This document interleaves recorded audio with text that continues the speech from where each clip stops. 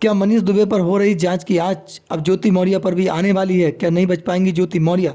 मनीष दुबे और ज्योति मौर्य पर समान आरोप थे, फिर केवल मनीष दुबे पर ही कार्रवाई क्यों, ज्योति मौर्य पर क्यों नहीं? महिला विकास मंच की अध्यक्ष बीना मानवी अब ज्योति मौर्य और मनीष दुबे मामले में बोलने से बच रही हैं। क्या घबराहट में बीना मानवी?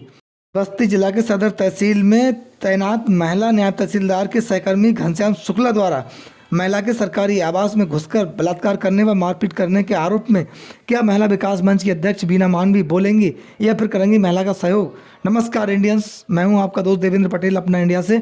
आज के एपिसोड में हम आपसे दोस्तों इन मुख्य बिंदुओं पर बात करेंगे। ज्योति मौर्य और मनीष दुबे दोनों ही नाम ऐसे हैं जो किसी पहचान के मोहताज नहीं, बल्कि ये अपने अवैध संबंध और प्रेम प्रसंग को लेकर काफ़ी चर्चाओं में रहे और इनका इतिहास काफ़ी आरोपों से भरा हुआ है, जिन पर आरोप आलोक मौर्य ने लगाए और मनीष दुबे पर आरोप महिला होमगार्ड्स तमाम लोगों ने लगाए, जिनसे वो चर्चाओं में रहे और जिनके खिलाफ जांच हुई। आखिर जांच में मनीष दुबे दोषी पाए गए और उनके खिलाफ कार्रवाई हुई और वो सस्पेंड हुए। आलोक मौर्य ने मनीष दुबे पर गंभीर आरोप लगाए थे। उन्होंने अपनी पत्नी के साथ अवैध प्रेम प्रसंग, अवैध संबंधों का आरोप लगाते हुए अपनी हत्या की साजिश रचने का आरोप मनीष दुबे और ज्योति मौर्य पर लगाया था। उन्होंने कहा था कि ये लोग मेरी किसी भी समय हत्या करवा सकते हैं और मेरी जान जा सकती है, मेरे बच्चों का भविष्य सुरक्षित नहीं है। कहीं ना कहीं मनीष दुबे के चलते मेरा परिवार टूट गया है और मैं काफ़ी आहत हूँ।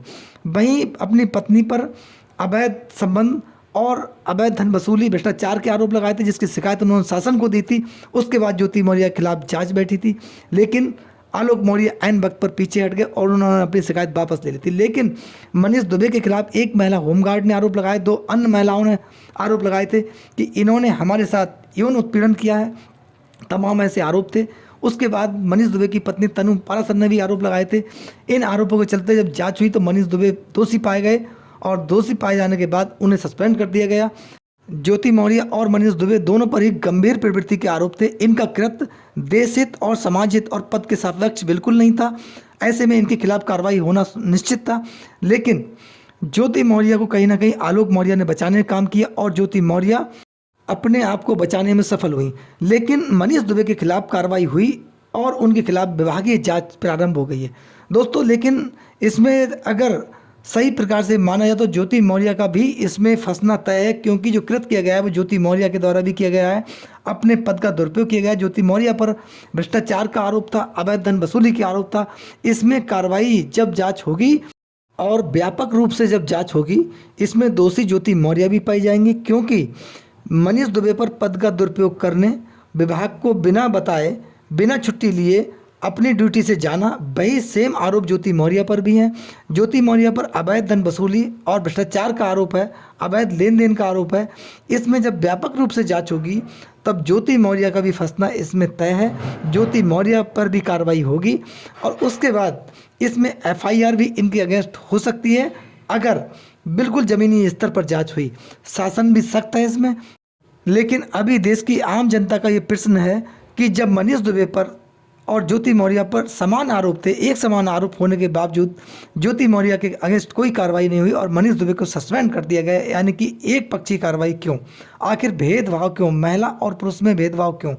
आलोक मौर्य ने जिस प्रकार ज्योति मौर्य पर गंभीर आरोप लगाए थे, उसके बाद मीडिया के समक्ष तमाम एविडेंस दिए थे, जिनमें ऑडियोज, वीडियोज, व्हाट्सएप चैट, तमाम ऐसी चीज़ें थी जो ज्योति मौर्य के खिलाफ पर्याप्त एविडेंस थे।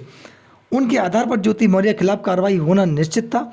इसमें कहीं ना कहीं ये माना जा रहा है कि ज्योति मौर्य के मामले में अब शासन ने रिपोर्ट तलब की है। ज्योति मौर्य का प्रकरण मनीष दुबे के साथ जोड़कर देखा जा रहा है। कहीं ना कहीं जो कृत्य मनीष दुबे ने किया है उसमें सहभागी ज्योति मौर्य भी हैं। वहीं तनु पारासर, मनीष दुबे की पत्नी, का कहना है कि जिस प्रकार दहेज उत्पीड़न और फ्रॉड मेरे साथ मनीष दुबे ने किया है उसमें पूर्णतः सहभागी ज्योति मौर्य भी हैं। इनके चलते और इनकी गाइडेंस के चलते कहीं ना कहीं मेरा उत्पीड़न हुआ है और वह ज्योति मौर्य को भी दोषी मानती है। लेकिन दोस्तों, मैं आपसे इसमें एक और बात करना चाहता हूँ महिला विकास मंच की अध्यक्ष बीना मानवी की। बीना मानवी ने ज्योति मौर्य के मामले में काफ़ी बढ़ चढ़ के हिस्सा ले, काफ़ी बयानबाजी की और उनके बयान इस प्रकार थे कि एक प्रकार से ज्योति मौर्य के द्वारा किसी प्रकार कोई कृत्य नहीं किया गया है और मनीष दुबे भी बिल्कुल पाक साफ है। उन्होंने यहाँ तक कि कहा कि वे दोनों दोस्त थे। क्या बीना मानवी एक जांच अधिकारी थी, उनको सरकार ने जांच के लिए क्या नियुक्त किया था? जिस प्रकार से उनके बयान थे वह देश हित, समाज हित और देश की जनता के हित में बिल्कुल नहीं थे। इससे कहीं ना कहीं कुछ लोग जो समाज में जागरूक सोच रखने वाले लोग हैं वो आहत हुए, परेशान हुए बीना मानवी के इन बयानों की वजह से। उन्होंने ज्योति मौर्य को इस प्रकार से पेश किया, इस प्रकार से देश की आम जनता के सामने बयान दिए कि ज्योति मौर्य के द्वारा अपने पद का दुरुपयोग नहीं किया गया। ज्योति मौर्य के जो कृत्य थे, जो उनका व्यवहार था, उससे कहीं ना कहीं समाज आहत नहीं हुआ। देश में तमाम ऐसी महिलाएं थीं जिनकी शिक्षा बीच में रोक दी गई, कहीं ना कहीं वो पीड़ित हुई केवल ज्योति मौर्य के प्रकरण की वजह से। उन महिलाओं का दोष क्या था? उन्होंने कौन सी गलती की थी जिसकी उन्हें सजा मिली? इस पर बीना मानवी बिल्कुल नहीं बोली। बीना मानवी का इस पर एक भी बयान नहीं आया कि ज्योति मौर्य के जो कृत्य है, जो व्यवहार है, उसकी वजह से देश की आम जनता भी पीड़ित हुई, परेशान हुई, उत्पीड़ित हुई। इस पर बीना मानवी का कोई बयान नहीं आया कि बीना मानवी समाज हित में बोलने से कतरा रही थी या बच रही थी। केवल ये भी आरोप बीना मानवी पर लगे थे कि बीना मानवी अपना निजी हित और निजी स्वार्थ देखने में काफ़ी आगे रहती हैं। तमाम महिलाओं के ऐसे वीडियोस, ऑडियोज आए हैं जिन्होंने सीधे बीना मानवी पर आरोप लगाए थे। दूसरा एक बहुत ही गंभीर प्रकरण है दोस्तों, बस्ती जिला के सदर तहसील का। यहाँ पर एक महिला नायब तहसीलदार ने अपने सहकर्मी घनश्याम शुक्ला पर गंभीर आरोप लगाए और जिसकी 24 घंटे बाद एफआईआर दर्ज हुई।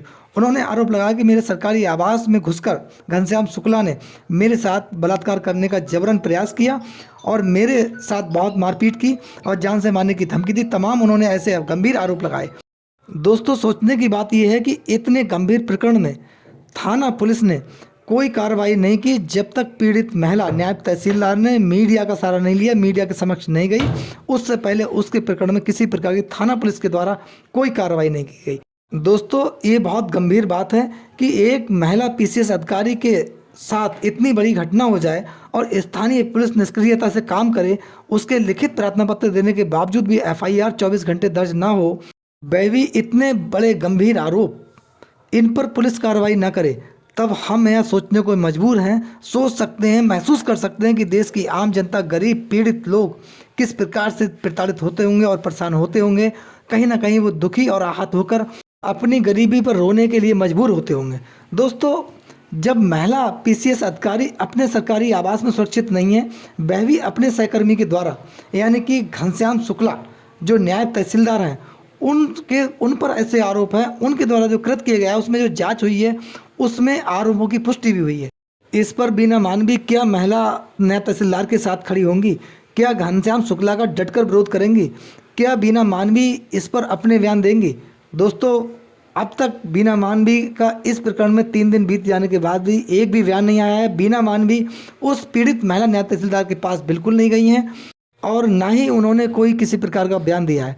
दोस्तों, हमारा एक प्रश्न है, जब ज्योति मौर्य, मनीष दुबे, घनश्याम शुक्ला जैसे तमाम ऐसे अधिकारी हैं जो इस प्रकार की घटनाओं को कृत्यों में संलिप्त हैं, उच्च पदों पर बैठे हुए हैं, इनके द्वारा इस प्रकार के कृत्य किए जाएंगे, तब देश की आम जनता, पीड़ित, कमज़ोर, मजलूम लोग जब जाएंगे, वो किसके समक्ष अपनी शिकायत रखें, कहाँ जाएं?